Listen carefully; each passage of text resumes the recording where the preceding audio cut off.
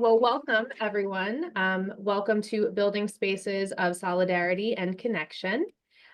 So this is going to be a summit on historical, theoretical, and practical lenses on libraries' commitment to inclusion, diversity, equity, and justice, hosted by the American Library Association, Social Responsibilities Roundtable, or SRRT for short.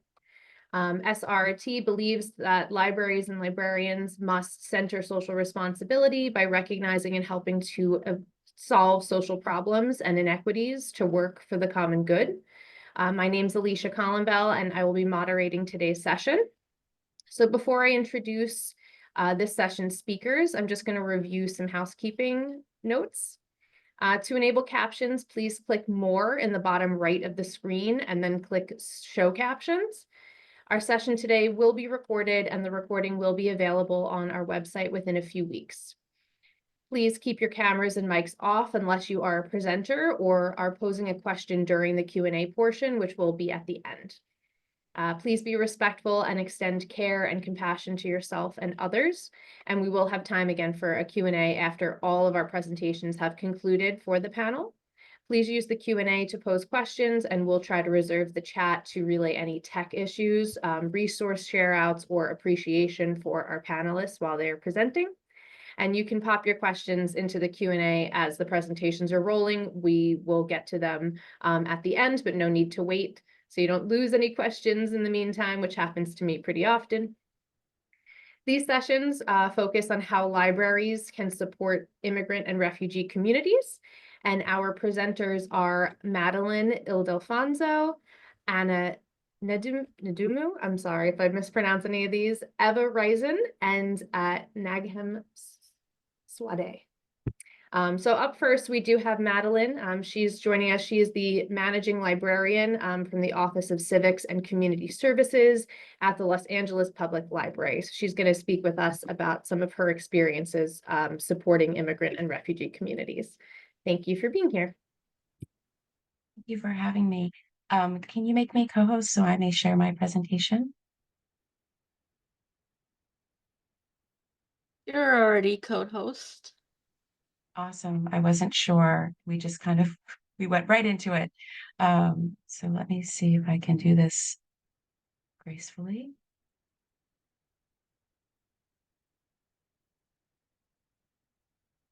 No pressure.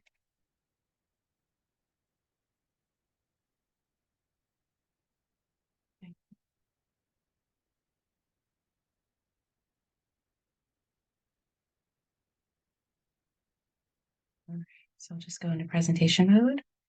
Okay, can I get a thumbs up from Eva? Thank you. All right. So good morning, everyone from the West Coast. I'm here in Los Angeles, just starting my day here.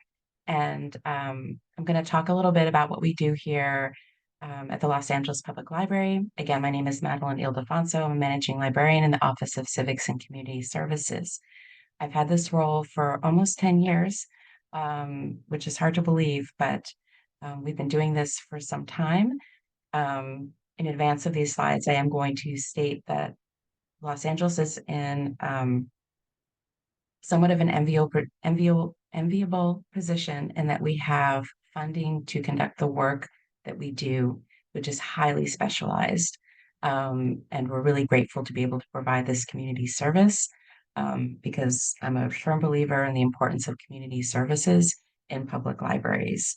And so here we go. So basically, since the program I manage is called the New Americans Initiative, and the program was launched in 2018, it grew out of a program that started actually in 2012. And that program is the Path to Citizenship. So that program was so successful that we built on that and we launched the New Americans Initiative. And you can see here the key elements of the New Americans Initiative.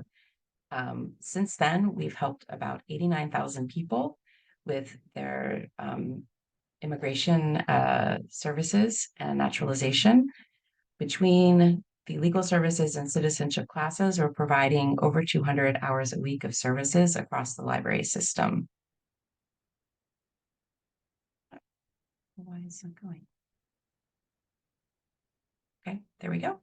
So this is just a screenshot of our webpage. So we have services in locations throughout the city.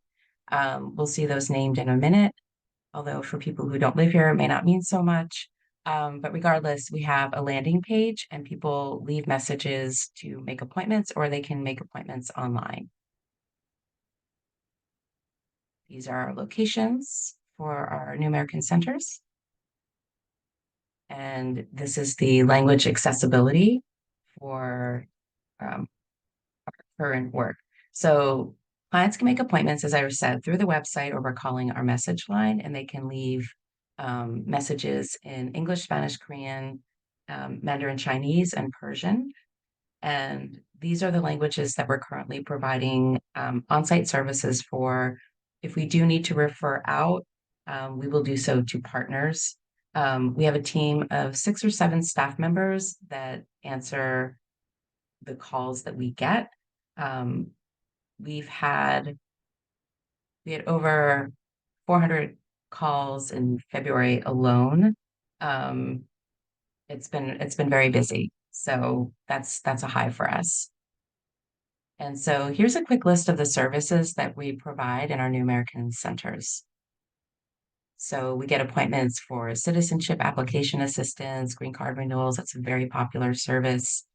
We do general consultations, which just people can come in and get the information they need to understand what benefits may be available to them. So we find that many people forget where they are in the process, especially if they've had their green card for a substantial amount of time. And then you'll see on the other column underneath all of the services, we have done support services. When we had a high number of Afghan arrivals in Los Angeles, we provided an additional presentation and onboarding for people who are considered new arrivals and needed more support than people maybe who have been living here for a substantial amount of time. We worked with Farsi speaking staff to do recorded presentations that were provided in person, or not in person, but they were provided live to people in groups over Zoom. We also provide financial coaching and different types of small business consultations, as well as transactional legal services, which is a very specific thing, but we're able to do this as well for immigrant business owners. We are currently also providing citizenship and VESL classes. So I'm sure people have heard of ESL classes, but we are focused here in this work unit on vocational ESL. This is actually a new service that we're providing. So previously, USCIS has funded grants with local organizations, and those local organizations provide the citizenship classes. But several years ago, USCIS was not funding citizenship classes in Los Angeles as they had done before. And so we were able to step in and fund organizations to conduct these classes. We follow the same guidelines as USCIS, and we offer them in different formats, meaning we have online and in person. And then we also offer a few classes in Spanish for people who qualify to take the naturalization exam in Spanish. The vocational ESL classes are different from our adult literacy work, which falls into a different space where people may have or should have a bit of English understanding and literacy in order to enroll in the services that we currently provide for adult literacy. VESL is really intended for people who are beginning or 0 level, so who have no English or who are really at a very beginning level of English. So this complements our adult literacy program really well, and we're very hopeful to provide more of these classes in the future. We just started this, but we think that we will see some people who are taking the citizenship classes who don't qualify to take the citizenship exam in a non-English language, but would like to work on their English. And the reason why we added vocational is because there are three essential pillars of immigrant integration, and one of those pillars does include economic mobility. So we want to really help people thrive. What that means, economic mobility could mean getting a better job. It could mean starting your own business, but that really can fall back on improving their English skills so they can communicate with a wider base of customers or clients. Whoops. And sorry. And then here you can see this is our New Americans Welcome Station. So here we have produced envelopes. Kind of people can put their papers in to that they need to gather for the various types of information and documents they need to have on hand in order to naturalize to complete the N-400 form. Because of the Paperwork Reduction Act, the federal government did stop printing forms like N-400s. We find we work with a population that's more comfortable and work with a printed form. And because anyone can print a form, we actually do print forms and supply them to all of our library locations. And they are available on our welcome stations. I just provided a sample of our Know Your Rights cards. So we have a webpage destination for Know Your Rights. And we have, I think currently, I think it's 26 languages available to download on our website. We've printed 18 of those language. We just got the additional cards that we'll send to get printed. But we worked on these with 2 other city working units. We've done them before, but we redid them, and we make them available in all of our library locations. And also, as I said, you can load them. Additionally, for Know Your Rights, we have recorded presentations with other community-based organizations, and we are actually working on an exciting project with a B Corp business called CellEd. CellEd is one of our contractors. They are very, we've used them for a street vending program that we developed here, which was a Google grant that we did, and for libraries build businesses. And we've done some great work with CellEd. They've done a lot of work in the state of California. So they're actually working on a Know Your Rights text-friendly course. So they do these micro mini courses that are 3 minutes long. And it's not giving legal advice, but what it is it's reminding people of their rights. All of the content's reviewed by attorneys.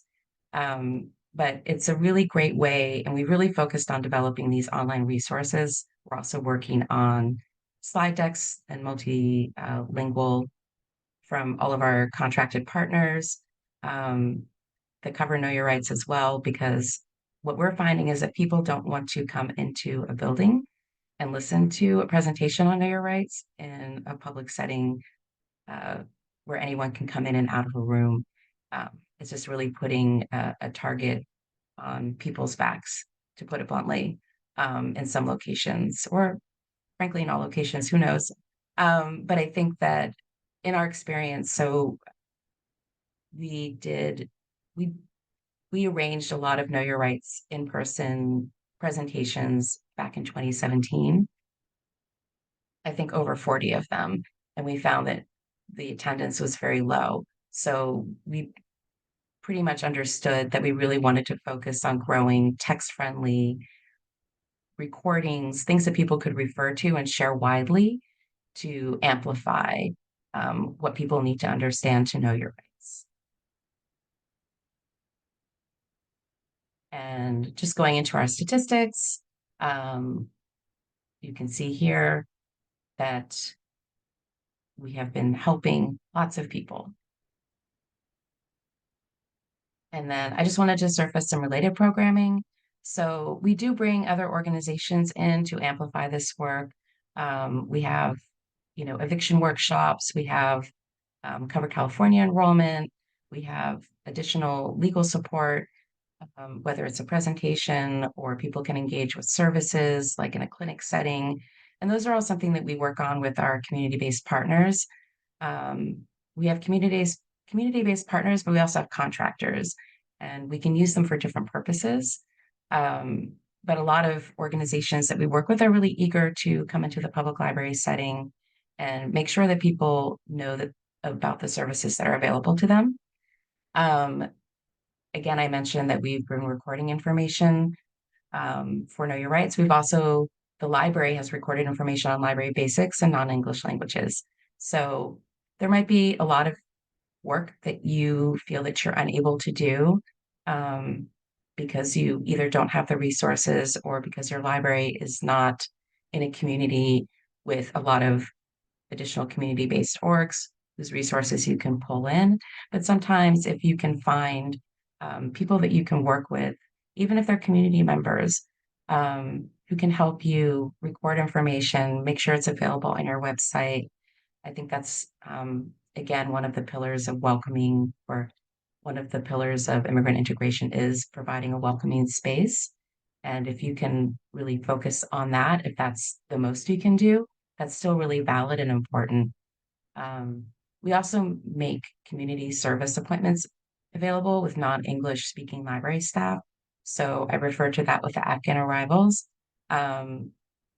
Most of the Afghan arrivals were also able to communicate in Farsi, which made it okay for our staff to be able to communicate with them. And sometimes it's just a friendly hello, like you can come in and get a library card. Did you know that that's something you can do? Helping them get an overview of the city that they were now living in. There are refugee resettlement agencies that do this work, but I think it is just as valid to back up that messaging from people who work for municipal government, because the experience of these people in other countries is not the same in going into a public library setting. We've also made sure that we're getting community input for programs and projects.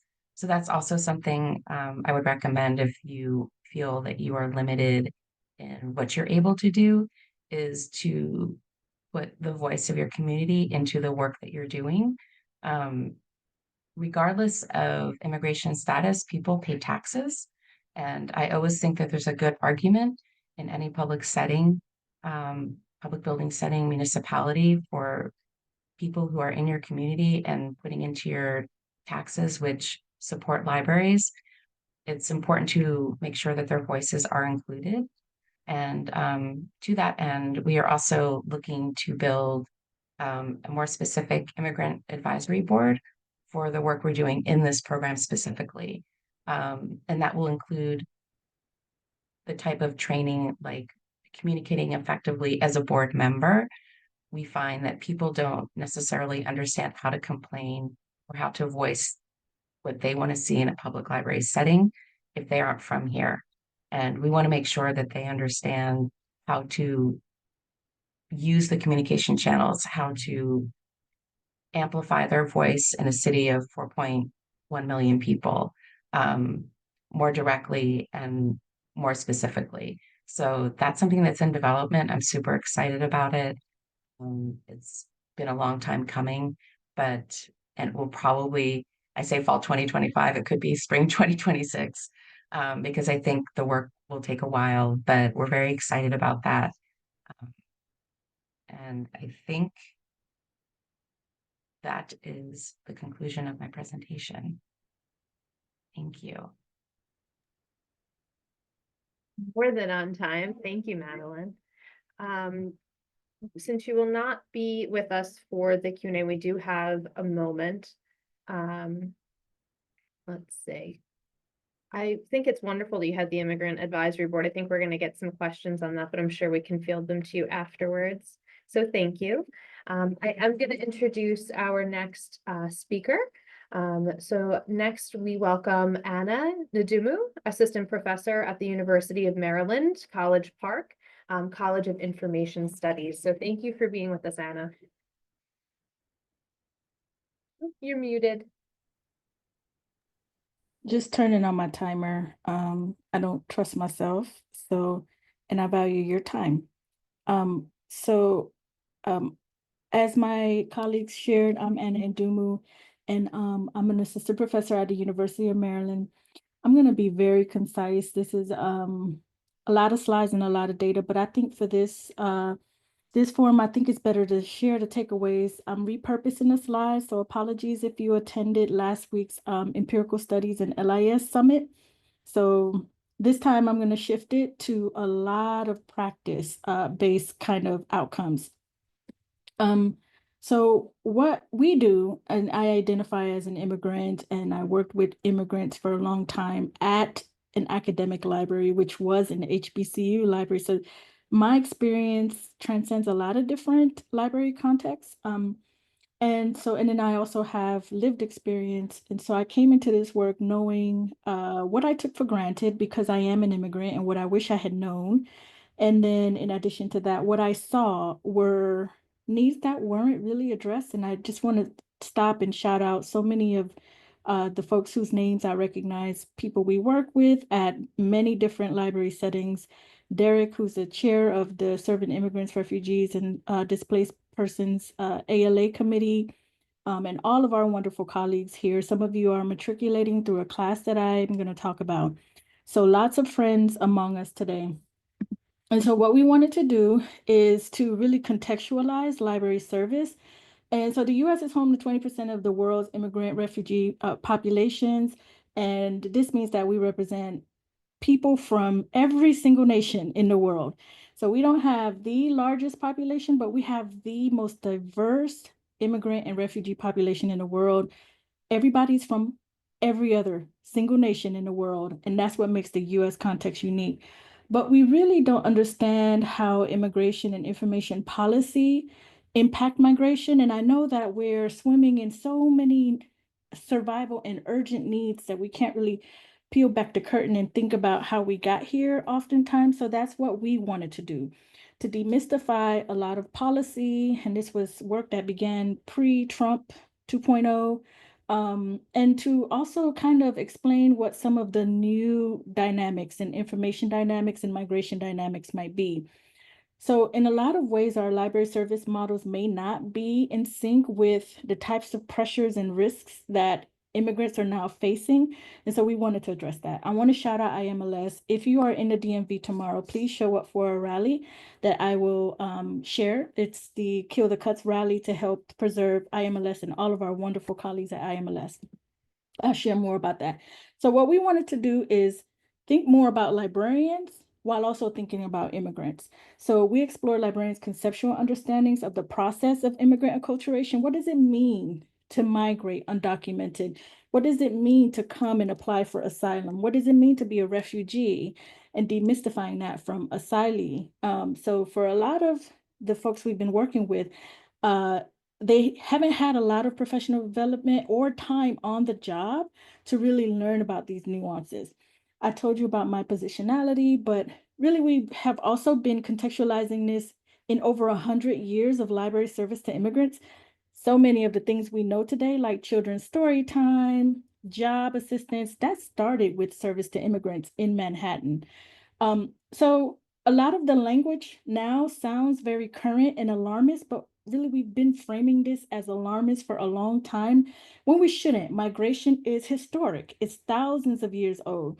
So even though it's couched as, this huge global crisis that's going to undo every society, people have always been on the move, right? So in our library literature, alien storming our libraries is something that John Foster Carr wrote about exactly 100 years ago.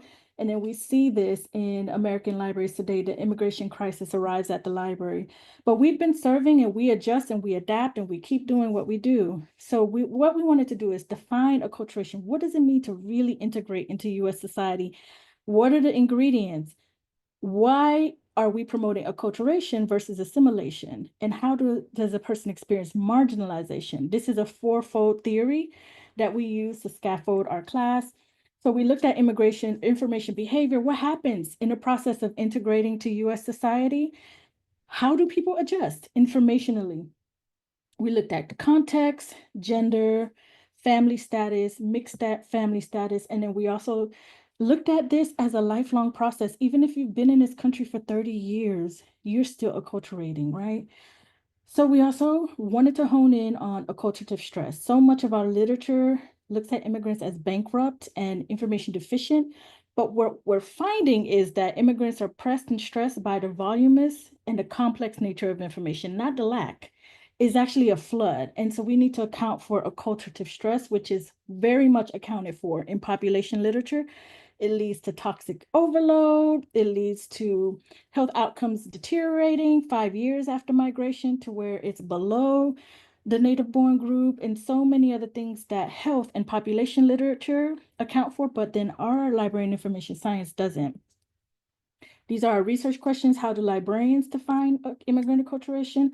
To what extent are librarians acculturating? So we wanted to look at this as like a relationship. How do we acculturate to the communities that we serve also? How do we adjust? So it's bilateral. We did a mixed method study. First, we started with surveys and then interviews. We got about 150 surveys, and then we did 20 interviews. And what we found is that our workforce, our incredible colleagues, actually really understand the difference between acculturation and assimilation, which means abandoning your culture in order to be accepted and fit into US society. So there's firm understanding of that. There was also firm understanding that acculturation may happen, but you may not ever reach a naturalization. You may not ever reach documentation, but you're still acculturated to US society. So just kind of separating that. You may have been in this country for more than a decade and you consider yourself a permanent resident. You may not have documentation, but you're really included in other ways, right? So it's very complicated.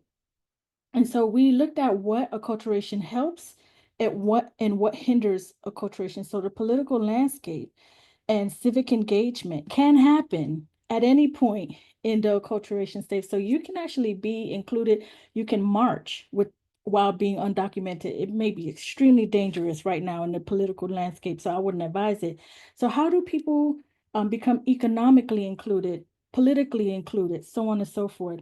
What I want to hone in on is that very few librarians, or really about, a fraction of librarians, said that they might or they do not have, like the great proportion said, the majority said that they do not have professional development to really understand what it is to come into this country right now and why a person would decide to pursue undocumented routes instead of due process, as critics call it due process. And why wouldn't you apply for a visa? Well, there's 180 visas across 52 categories. How do you decide which one and what's the best route?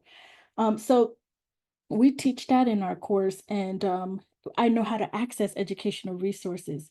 So some said yes and some said no. And in our interviews, this was teased out even more. In our interviews, we found that people understood acculturation as a hybrid reality. One respondent said acculturation is about merging cultures and creating a new culture, taking the best, understanding clearly the worst of different cultures and different societies, and trying to integrate it into a meaningful, purposeful system and a way of living for yourself. Another person said assimilation is cultural rejection. So these Americanization or Americanizing ideals and American purity sometimes will be such that the pressure to sort of conform, acquiesce, or even be silent, informationally silent, is overwhelming for some. It may mean that you're in a bubble, you're in an information bubble, and you retreat. So you may not be fully integrated. So what does that look like? You may not trust public institutions, even the most trustworthy ones like libraries.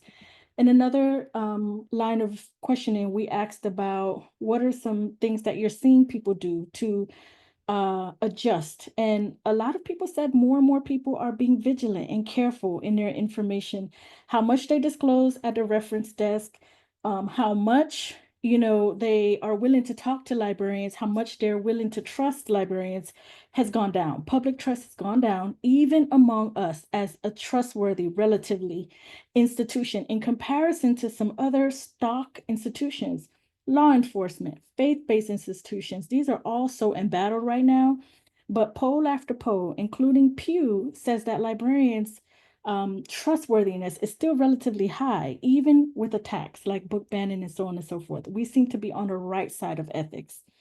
So what I want to talk about is real world implications in this setting, and I have just a few minutes. We want to shift the onus of learning where we can mitigate our own underestimations of migration realities. Migration does not mean that you were poor and uneducated. A lot of immigrants come with high social capital. And in fact, it kind of benefits or it kind of privileges those who have higher social capital. And so our underestimations of even their information norms can be counterproductive to our service. People come and they're very wired. They actually calculate or they map out journeys, and the cell phone is really the modern day compass.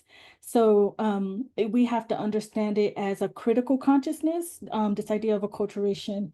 And then we should move from apolitical blanket and oversimplified service and realize that race factors into migration, policy in and out of country factors into migration, so many factors. So when we have written and talked about immigrant service, it's been super one size fits all, not accounting for race, not accounting for gender in this, not accounting for family status.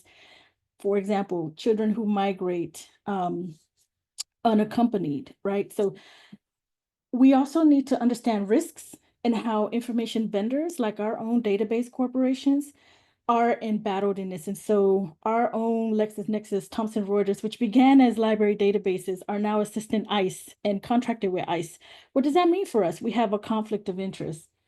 And again, how are immigrants adding information protection to their suite of advocacy, telling people, know your rights, protect your information, use Signal or not, use WhatsApp, be careful, stay off of social. These are all information adjustments. We need to understand that. And then definitely realizing that it's not a monolith. How do immigrant narratives factor into this? There's a lot of immigrant powerful tech brokers who are actually enacting the most harm. We know who they are. So an immigrant can be an immigrant and also a far right, loyalist. So these paradoxes are important for us to understand that we have a lot of range among immigrants. So what have we done? We've created a course. It's free. There's 15 seats left. It ends at the end of the month. However, it's paid for through IMLS. So we need to close this grant because we need to spend down the money. So please, if you are interested in this class, please let us know. We only have a few seats remaining. And the majority of the students, we increased it from 50 to 150. And the majority of students have finished. The classes were on traditional library service, and then we looked at immigration policy, making sense of the maze, a lot of simulation in that lesson. And then a primer on immigrant acculturation. We look at transformative immigrant engagement. Then we look at compassion fatigue, EDI backlash, and other threats. And then we look at cultural competence amid cultural wars, and that's how we end. We hope that we can offer this annually, and we hope that IMLS is rescued. So we also provide a policy digest every month for librarians to be abreast and to really cull all of this information. What is statelessness when you don't have citizenship in any country in the world? And so you can be booted to Guantanamo Bay because you're a stateless person. So what does this mean? And what are the policies around this? What's in the news? What's happening in every region? We curate this every single month so that librarians can stay in the know. We also are building coalition with the SRIDP, hopefully SRRT, we'll talk after. Also the Library Freedom Project, which protects privacy. And also we have a listserv for librarians so that we can share hacks and wins and talk about what's working and what's happening on the ground. So this is the listserv. Please do sign up. So we're trying to build coalitions so that librarians are more equipped and better equipped. Lastly, we're having dialogue. So we have a teach-in with Sarah Lambden, who's now at ALA. If you don't know her story, she was at NYU. She kind of outed all of our databases, and all the New York people know it. Even I think you know. So like she had to go from from NYU to the faculty side because the database vendors refused to license with the institution. She talks about how these juggernauts are pretty powerful, and they are now even more emboldened under Trump 2.0 to do data mining, security breaching, surveillance, and so much more. So she talks about our own databases. Please come out. She's going to be with us on May 6th, and this is absolutely free. So to really just, I guess, summarize all of this, there's 3 paradoxes that I'm concerned with that LIS Research and Service has discounted immigration history, immigration policy, and our own like neighbors, like population and migration research. We have not really accounted for it. The next thing is that so at my concern is that there might be a slight level of professional naivete, especially for people who are new to immigrant outreach, which we should expect. It's a lot to get our heads wrapped around. So how do we create resources for librarians to stay abreast? The other thing is that there's an ironic lack of diversity in our outreach to immigrants. So we have like these one size fits all models.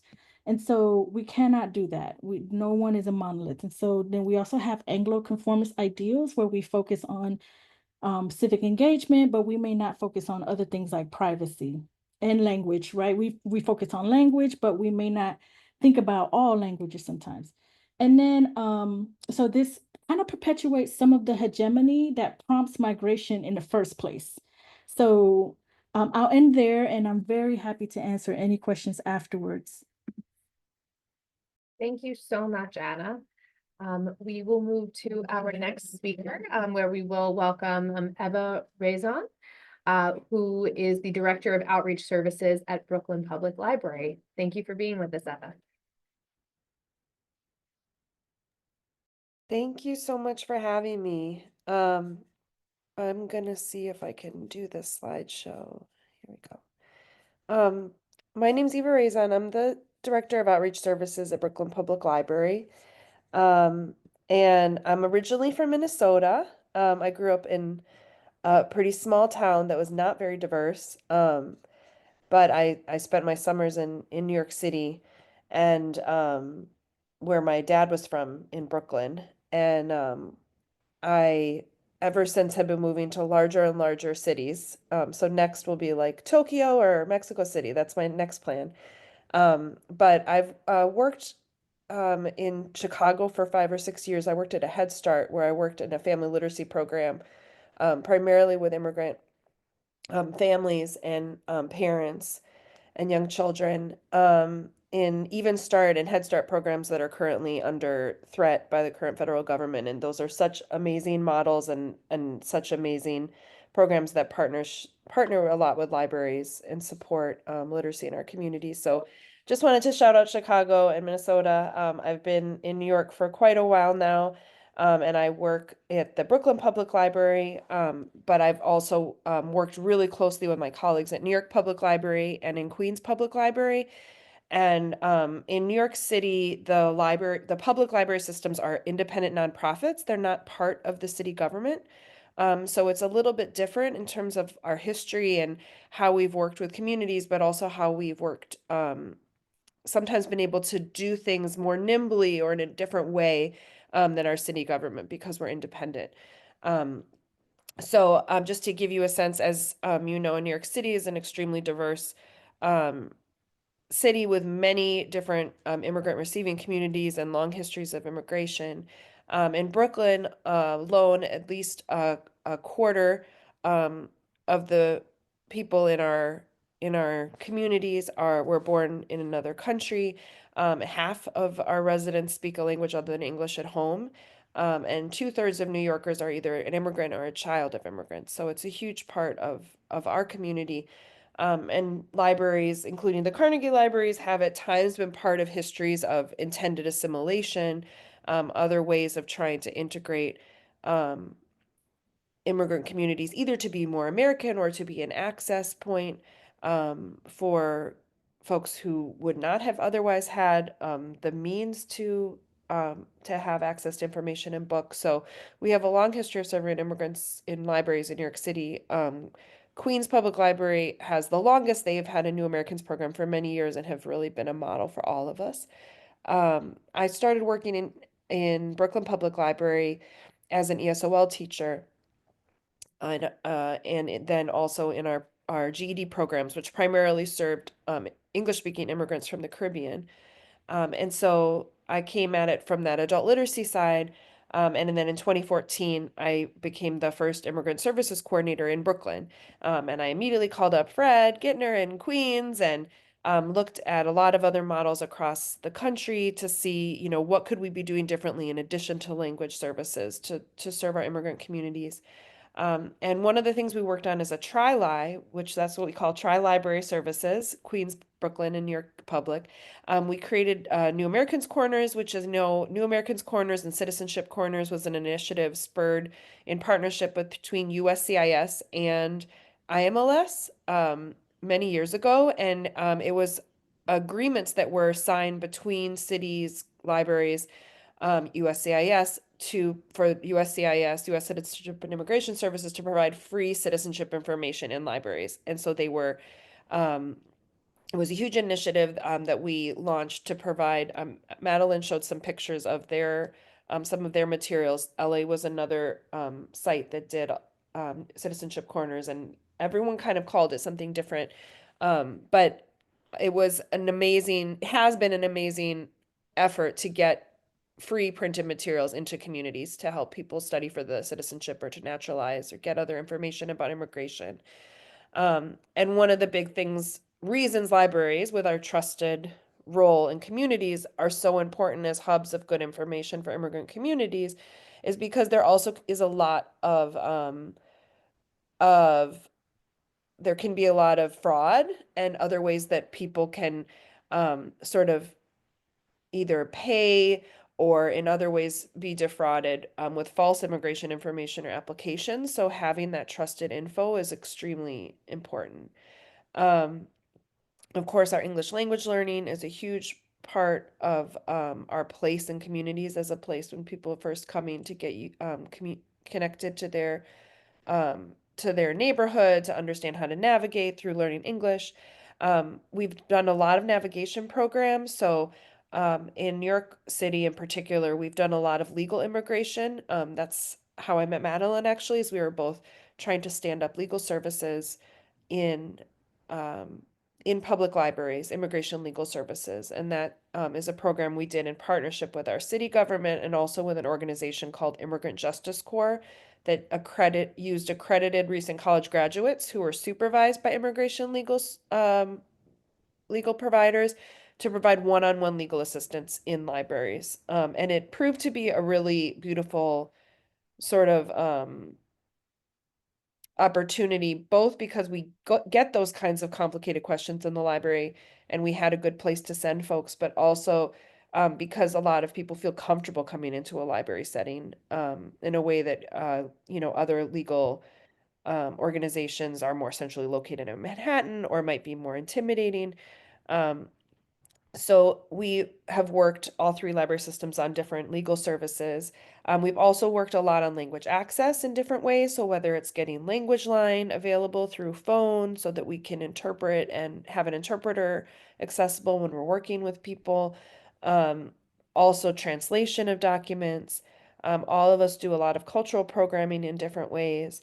And most recently in the last 3 years, we had to respond very quickly to an influx of asylum seekers and other migrants coming into the city from buses that were coming from the southern border and also from Florida. And a lot of people in New York, generally, a lot of people who've come to New York, immigrated to New York, have come because they knew someone in their family already lived here, someone from their hometown lived in New York City. There's a long history of receiving communities and of enclaves that also serve as a layer of sort of support and integration for people who are newcomers.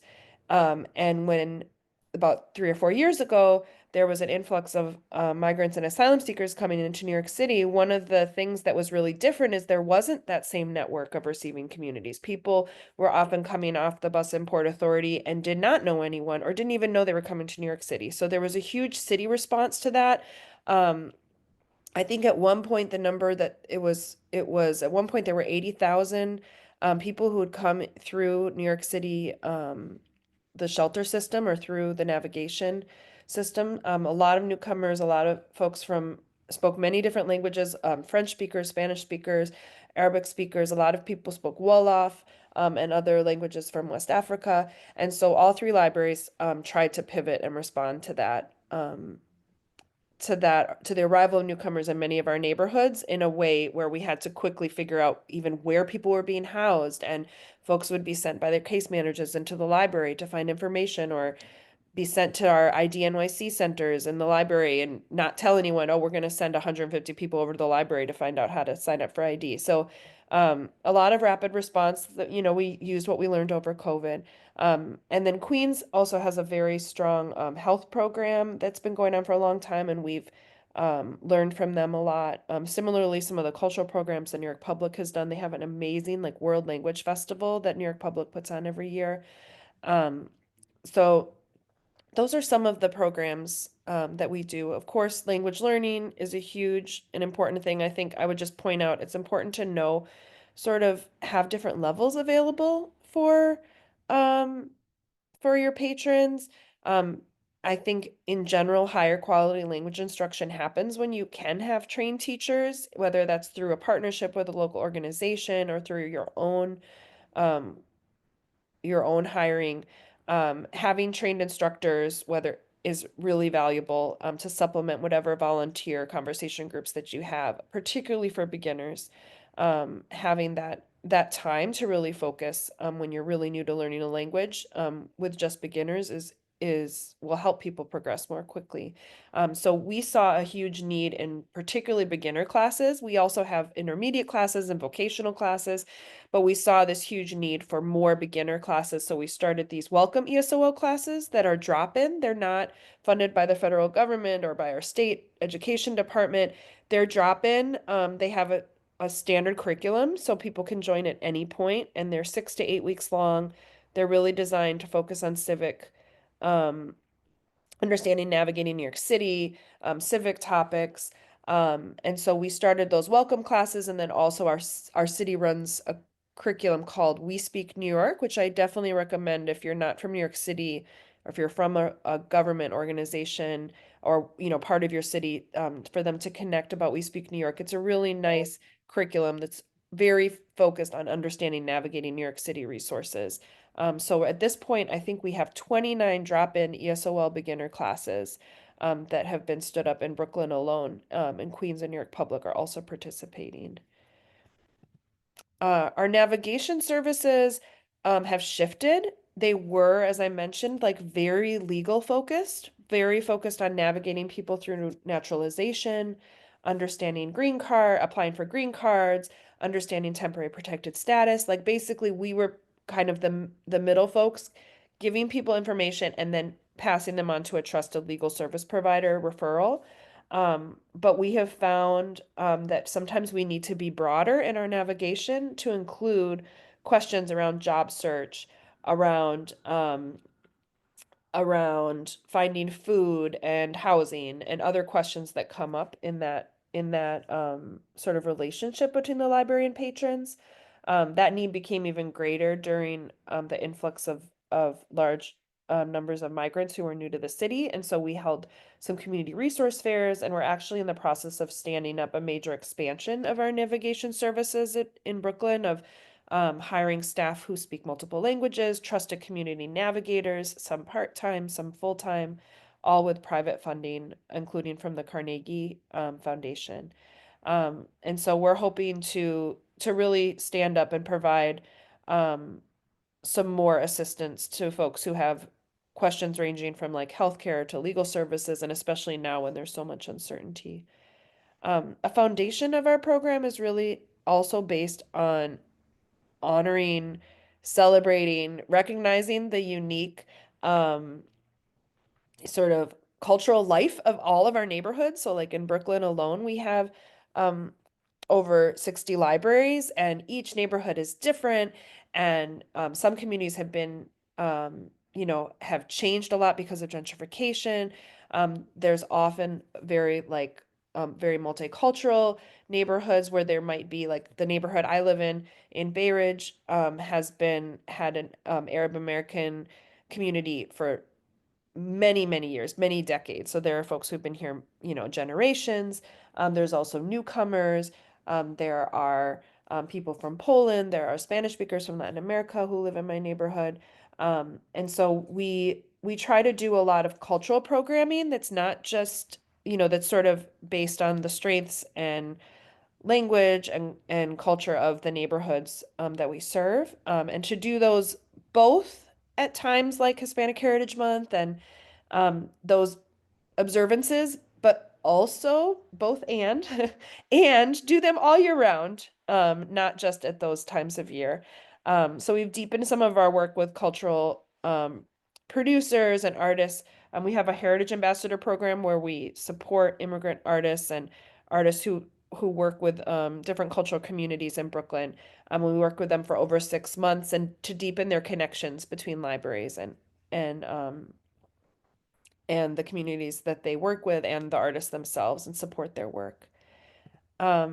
We do a lot of work in language access. There's so many things we can do in language access. I would just encourage anyone who is frustrated with the language barrier to sort of just see that as an opportunity to innovate, figure out what resources you have, figure out how to use the language and knowledge that people are bringing into your library. And we have Rosetta Stone for staff, just not to view only the barrier. I mean, there are many, many tools we have available now between Google Translate and telephonic interpretation. There's so many things we can do to communicate across languages. And there's a lot you can do also just to make your materials more accessible. Like, even if you can't translate everything, make sure it's in plain language. Run it through and make sure it's below an 8th grade reading level in English, so you're not using your like $10 words. Speak plainly to people. And lastly, just information and community building. We do a lot of work with information around whatever is happening in that moment. Right now, a lot, there's definitely, I agree with Madeleine, people are not looking for in-person Know Your Rights workshops. We have done some story times that our Youth and Family Services started some story times. They're calling community care story times, where there's Know Your Rights information embedded. We've also, been trying to think about how we can address misinformation. There's a lot of fear right now. The stuff that is true is terrifying, and then the misinformation is even more scary. So, we've been trying to think about, there's some cool stuff I think that's happened in some other libraries in Texas and in Washington State, of ways that we can sort of educate and inoculate all communities against misinformation. And just trusting our community partners and working really closely with community partners to respond to what's happening on the ground. So that's some stuff going on in Brooklyn. Just a little bit going on. Just a couple things. Thank you so much. That was Yeah. wonderful. We do have our last speaker of the panel before we move to the Q&A. So last we welcome Naghem Swade, International Equity Consultant at the Denver Public Library. So thank you for being with us today. Yeah, thank you so much for having me. Well, I have 12 minutes to wrap this up, so it's going to be really, really quick. But I was thinking about how to get as much information out to folks within the 12 minutes. And my brain was like, all right, how do we break down our services into 3 dimensions? So looking at strategies for supporting immigrant and refugee communities at libraries within an equity framework. But before I do a deep dive into that, I just wanted to kind of introduce myself. My name is Naghem Swade. I've been working at the library for the last 10 years, as you can see on the screen, in various roles. Starting out with, serving immigrant and refugee asylees in communities, and then really looking to embed our programs and services into an equity framework. I came to the United States when I was 7 as a child refugee from Iraq, and so my entire professional career at the library was really trying to create an experience that would have worked for me, but I didn't have it growing up. The first thing of the framework really is to look at people, because that's the most important thing. And really trying to meet people just beyond meeting people where they're at. So we have our essential programs that a lot of my co-panelists have spoken about, and then really looking at the full library experience. So our essential programs, I'm calling it, is really programs to meet the urgent and prolonged needs of immigrant and refugee and asylee communities to help ease integration into a new place.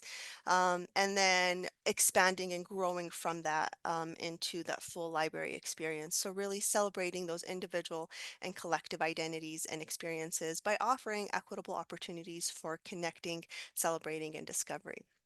So we have our Plaza program, and that I feel kind of falls into our central programming model. And so plazas are open community spaces where folks from all over the world connect with resources and meet new people. And so some of the activities we have include English language practice, citizenship preparation, computer help, arts and crafts, community building, and so much more.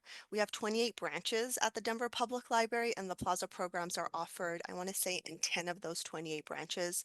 Most of them are during the evening hours, some are during the weekend, morning hours. So really whatever time folks are needing to come and engage. We have those open. So these are completely free. They're drop-in. Our Plaza program is being staffed by bilingual staff, and we're really trying to be strategic in where these are being offered. So at the branches where we see a lot of immigrant, refugee communities, and making sure we meet the linguistic needs of those communities. The full library experience, what started out 8 years ago, and I'll talk more about how that transitioned, is we offer cultural exchange and connection programs.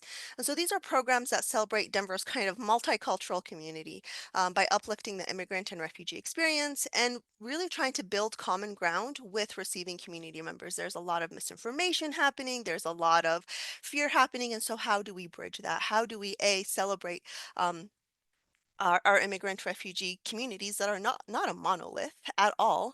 And so how do we create space for vibrant diversity, and then also trying to build those connection moments of time. So programs that we've done in the past, including Lunar New Year, Arabic American Heritage Month, Asian American, Native Hawaiian Pacific Islander Month. We've done Hispanic Heritage Month, World Refugee Day, Welcoming Week. And so we launch those at kind of a system-wide opportunity. We create a menu of opportunities, and participating branches kind of tap in and tap out of what the ones they want. Other services we've worked on creating is a guide to the library for newcomers, and we have that translated in 12 different languages. We do a lot of outreach, so oftentimes there's a lot of barriers, and we expect folks to come to us. And during our outreach services, we go to where the people are at. So that could be faith centers, grocery stores, wherever the folks are at, we take our services to the library. We've hosted naturalization ceremonies in the past, also just depending who is the president at that time. So depending on that partnership, we haven't had a ceremony in the past, and then really focusing on expanding our world languages collection. And so this model right here is going beyond really that deficit. And so re-looking or reframing the way we are interacting with immigrant and refugee communities. Immigrants and refugees should have access to the library beyond just their needs, right? And we really want to hone in on that full library experience. But that doesn't mean anything if our staff are not welcoming, if our climate and culture is not up to inviting anyone and from anywhere into our spaces. So we're also looking at behaviors. So changing really internal culture and debunking those myths. So 3 dimensions of that: training, right? So addressing discriminatory behaviors and practices at the library through restorative practices and education, looking at the history of libraries. Where did the library start, right? Like public libraries were essentially created for rich Christian white men, and some of those legacies still reign true in the halls and in the policies. So really looking at that, looking at implicit biases, at microaggressions of our staff, and how we could address that. We're also looking at our spaces, so welcoming diversity in library spaces, ensuring that everyone who walks into the library feels safe and comfortable. And then no tolerance for hate speech, especially now as our current reality that we're all living in. So really upholding our library use policy that leaves no room for hate speech. And so if someone is conducting hate speech in library spaces, they are expelled from the library, and they have to meet with security to be able to come back again. So an example of what we're doing, there's current required training. We have about 810 staff members at the Denver Public Library. So that's 810 lived experiences, perspectives, and not everyone is going to agree we should be welcoming immigrants and refugees into our library spaces. And really it's about that experience. My co-panelists spoke about trust, right? So if you go into a public library space and we say you're welcome here and we have all of these programs for you, but if you are met with a really bad customer service interaction, you're not going to feel that you can trust that person.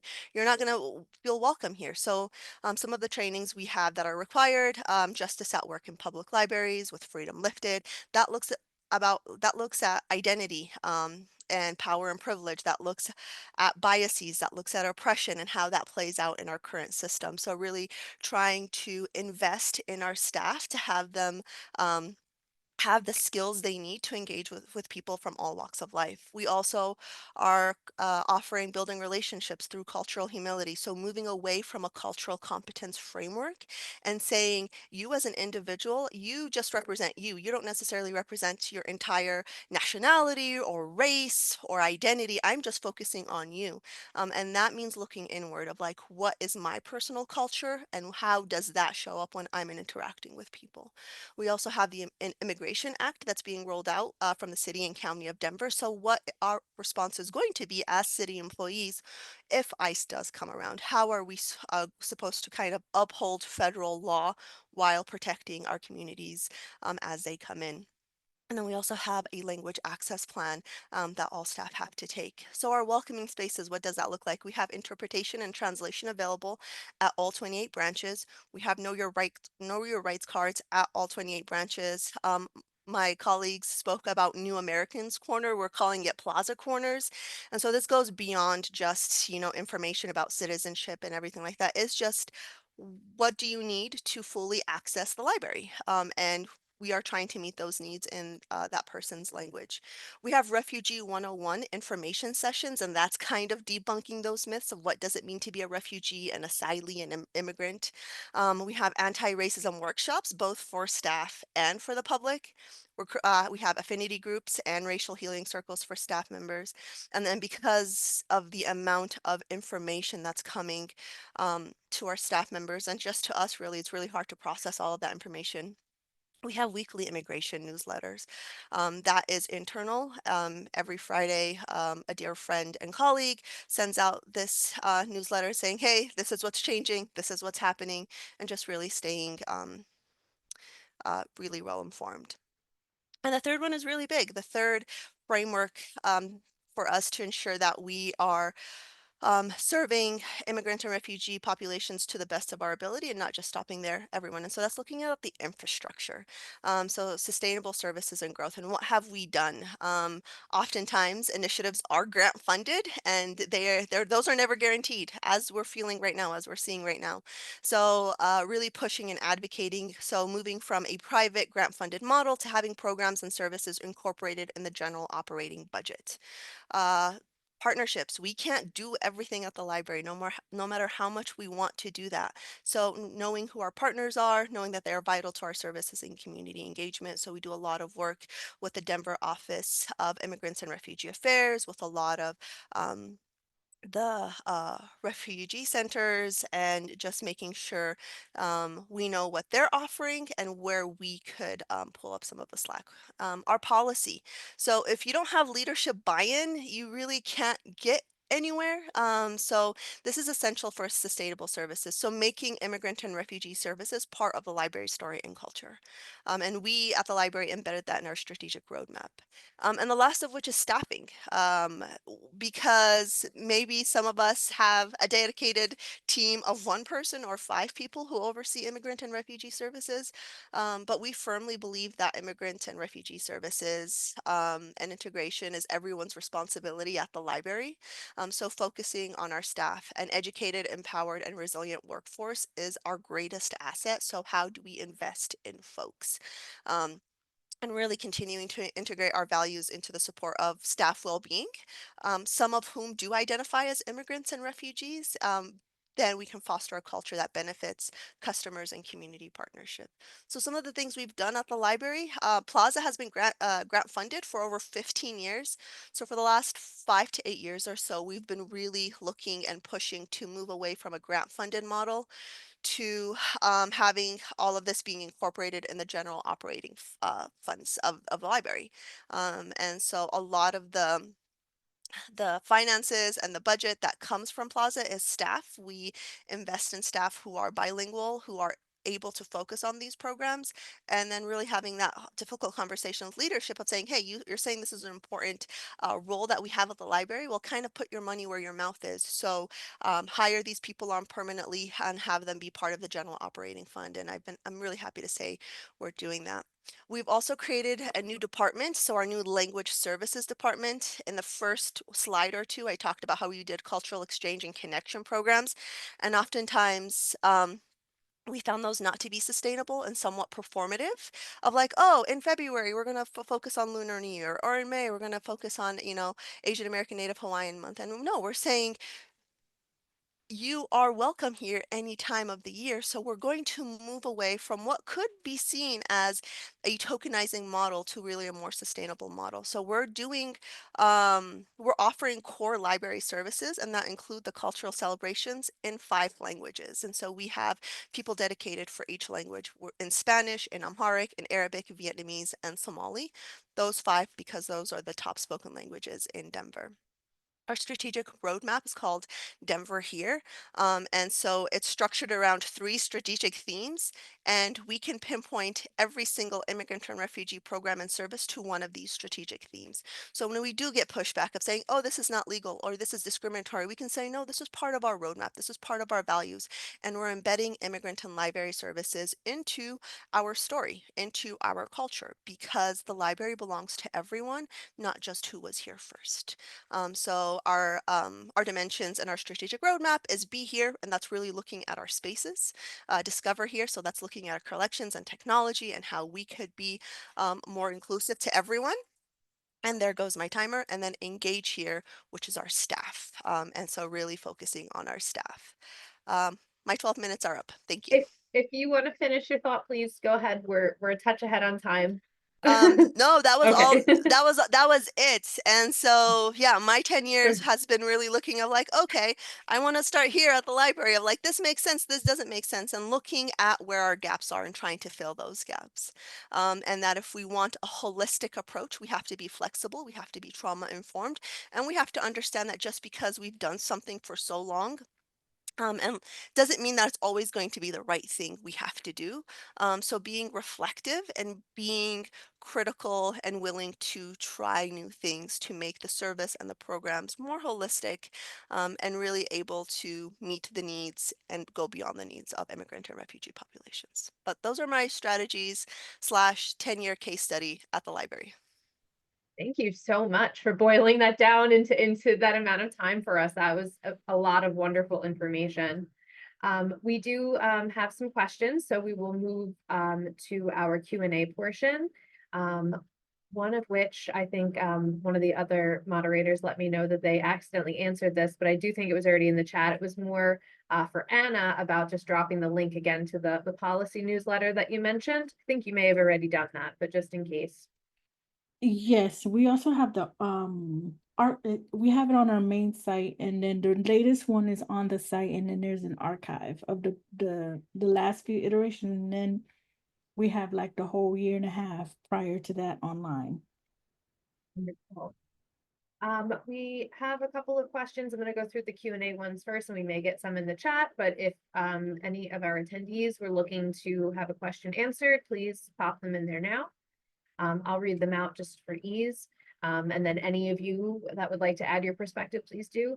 So the first one is someone said that they have heard that some patrons are being targeted by ICE after picking up red cards. ICE, in parentheses, ICE watches for folks who take these cards and then follow them. Has anyone encountered this? Does changing the color of the printed card make a difference, or is it best to simply share this information online? Thank you for all the work that you do and for supporting our immigrant and refugee neighbors.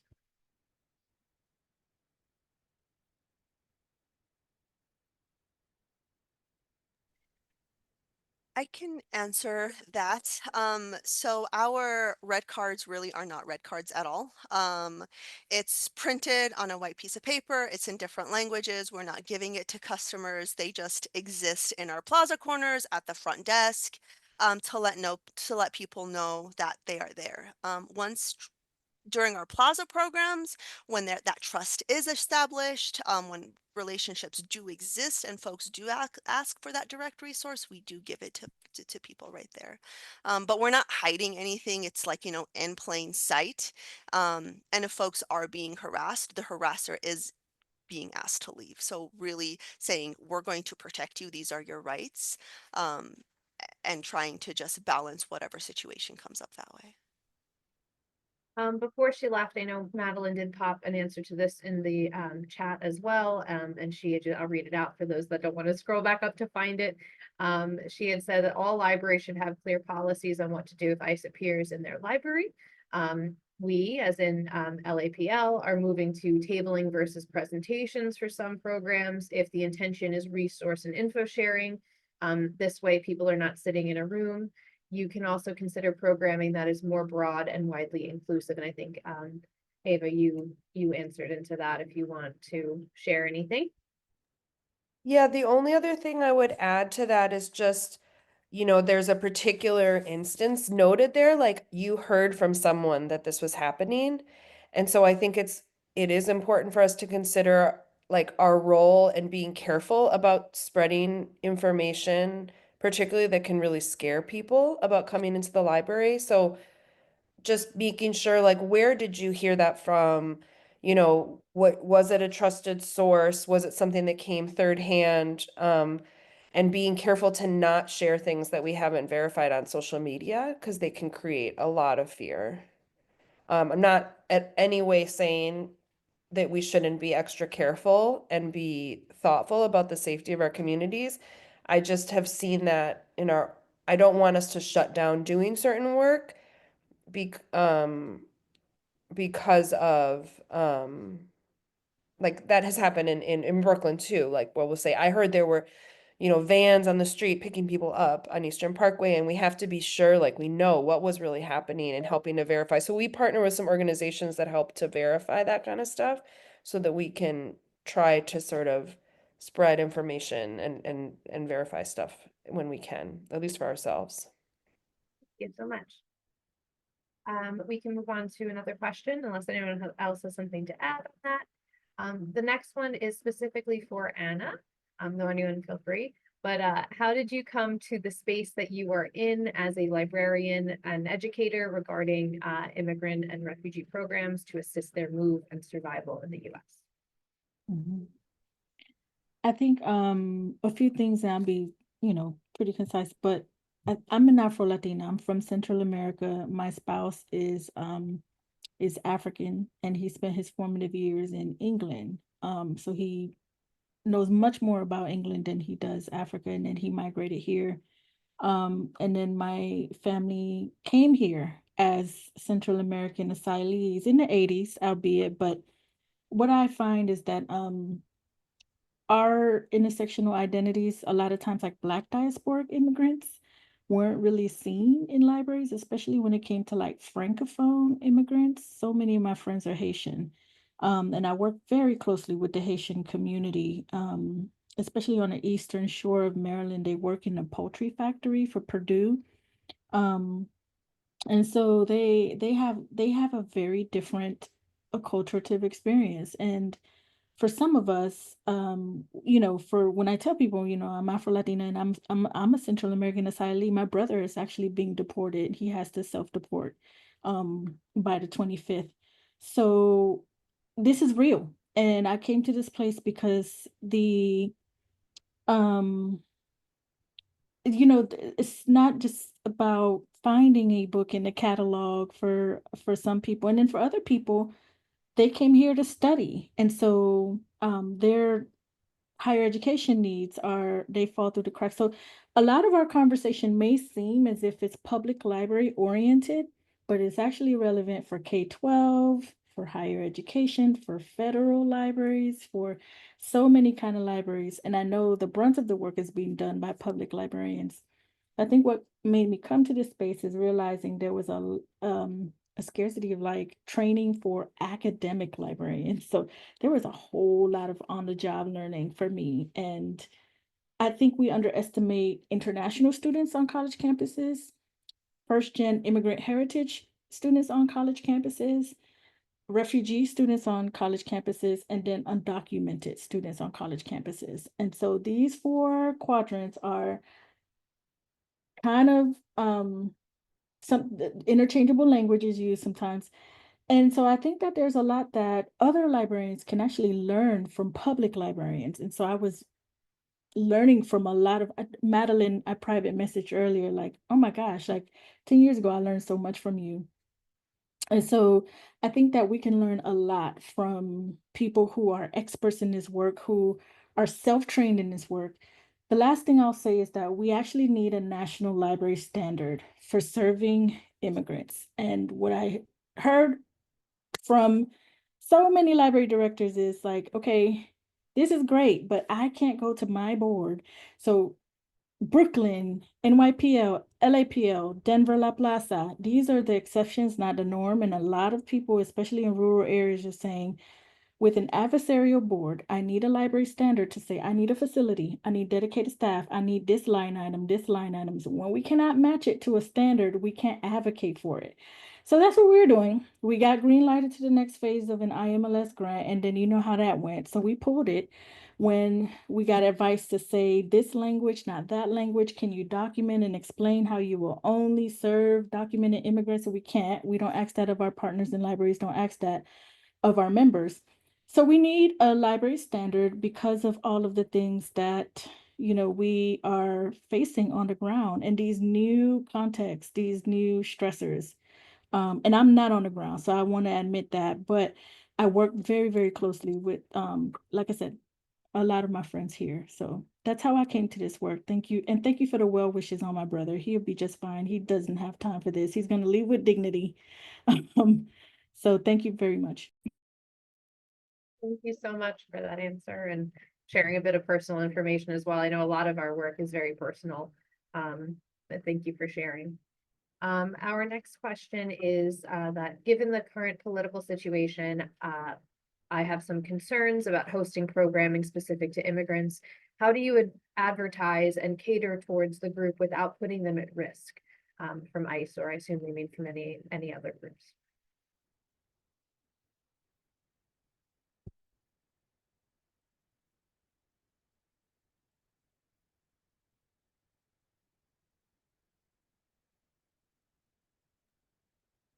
I can add something that I learned from someone we presented with at the New York Public Library Association last year. She was talking about doing library programming with refugees. And she worked with a refugee resettlement organization in upstate New York. And she was talking to a group of librarians in New York and saying, how would you like for one of the most stressful things in your life to define you through all the spaces where you go, and sort of think about, oh, you know, how a library might say, oh, we have a knitting circle. We should create a knitting circle for refugee women. Like, why don't you? And she was challenging us to say, why don't you make your knitting circle that already exists inclusive and welcoming to refugee women rather than thinking about separate programming? And I mean, with language access, you obviously, like, you know, you can do things in different languages. And so, you know, it's not that it's not useful to do, you know, a bilingual version, but I think at this moment, it calls on us to think a lot about how inclusive our existing programs are and how to make not to necessarily have a separate program, but to how we can be inclusive in our core programming. Thank you very much. If anyone doesn't have any other points, I can move to our next question on that too. On safety, I just want to touch and say we have we created just a tip for protecting privacy. It's just a quick tip sheet, but I'm not able to share a file through the chat.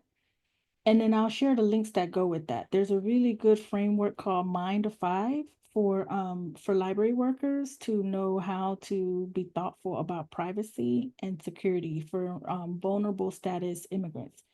So this is just a four-step tip sheet. Protect community members' wellness. Know the space. Is it a private or a public space? Not all library spaces are public. If it's an office, it's so you know all of the know your right stuff. Stay alert and then never do certain things like obstruct ICE, put yourself at risk, or ask people their immigration status. So this is a quick tip sheet, and I see that I can now share file. So I'll add. Thank you for that. I think that'll be appreciated by some of our attendees. Yeah. Our next question is for Naghem. So it's about the trainings. I think I saw you put some links and describe that, but if you want to talk to this point, I'm sure people would love to hear about it. Yeah, so all of our trainings, really, when you make something equitable for one group of people, you're making it equitable for everyone.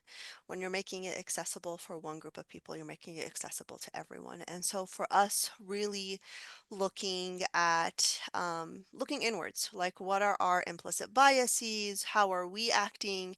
How our behaviors are acting as barriers to service, to customer service. At the end of the day, public libraries are all about upholding intellectual freedom. And so if we have that as kind of our goal and then understanding where we fall flat in allowing or giving access to intellectual freedom, that's where we find a lot of gaps and the challenges to look at. So we do kind of big picture themes and ideas and then pinpoint it directly to the communities we're serving, right? So if we are looking at youth services, how do we look at it with an equitable mind frame? If we're looking at immigrant and refugee communities, what are those explicit barriers? If we're looking at the LGBTQ plus community, what are those explicit barriers? If we're looking at older adults, what are those explicit barriers? But looking at it of like, hey, we're just trying to change our thoughts and our behaviors to have exceptional customer service. And framing customer service as both internal and external, right? If we can get it right with our colleagues and if we can create that welcoming space with our colleagues, it sets up a framework where we can do it with our customers as well. And part of the training that we're doing right now is we're creating core competencies. I don't like the word competency because it means that once you finish something, that's it, you're done, you're a master at it. Really encouraging people into lifelong learning, critical self-reflection. There's always opportunities to grow from that. So we're creating these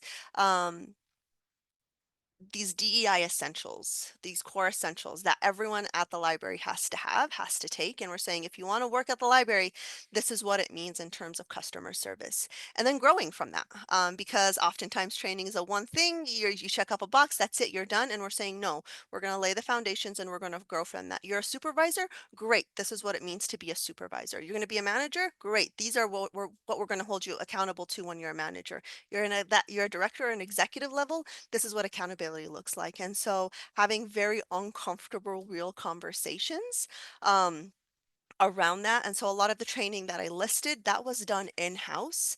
The training Justice at Work in public libraries, because we had an IMLS grant, we were able to purchase it and it has been done amazingly. We have about 735 of our staff actively enrolled in that course. We're doing weekly workshops and just really having those conversations. When I say restorative practices, I'm saying all of us, either if we were born in the United States or if we came here, we are part and we perpetuate bigger systems and structures. And if you are on the media or you're drinking in the racist Kool-Aid, essentially. You're getting all of these stories that are saying so and so is bad, so and so does this, so and so eats cats and dogs. And so how do you detoxify from all of these really racist horrible stereotypes that you're getting? How do you make sure you're resilient to that? And how do you make sure you empower yourself? And that's scary because that requires accountability of like, oh, what are some uncomfortable truths do I believe about people? Where did that come from? And how can I reframe my thinking? So I think it's a very complex but very easy thing to do of like, oh, we're all living in a very racist, ageist, sexist, homophobic world. How do I take these things away and detoxify all of this and really just try to be a better, more decent human being to one another, regardless of who it is I'm interacting with? I don't know if I answered that. That was a long spiel. I think you did. And I think you elaborated very well to it. So thank you. Our last question, which is perfect timing, is just who do you call when you hear someone has been picked up by ICE or an unknown police? I think this will vary widely given that we're all in different parts of the country.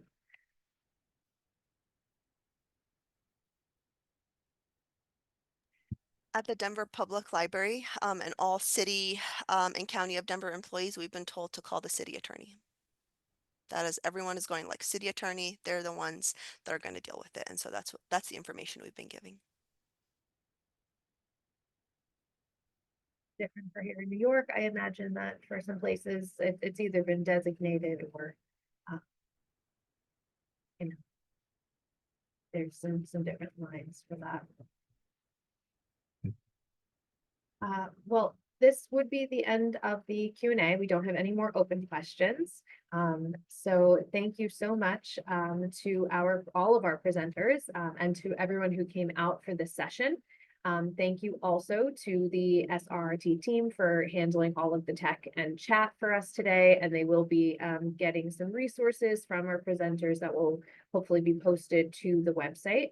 SRT is committed to ensuring that all our programs are diverse, inclusive, and free for attendees. And to do so, we rely on support from ALA, both membership and direct donations. So you can help with championing our Roundtable's mission by donating to the link that is provided in the chat and or joining the conversation and joining SRT as a member. So you can make a general gift or select the task force or any way that you wish to support and be involved. So please help us maintain our high quality programming, the core values that sustain it, and our commitment to accessibility by making a donation or becoming an SRT member or helping to spread word about our roundtable and events. So thank you so much. The next session will be institutional disregard, denial, and disenfranchisement.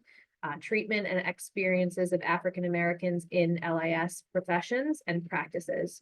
And this will start in 15 minutes or so at 1:30 p.m. Central Time.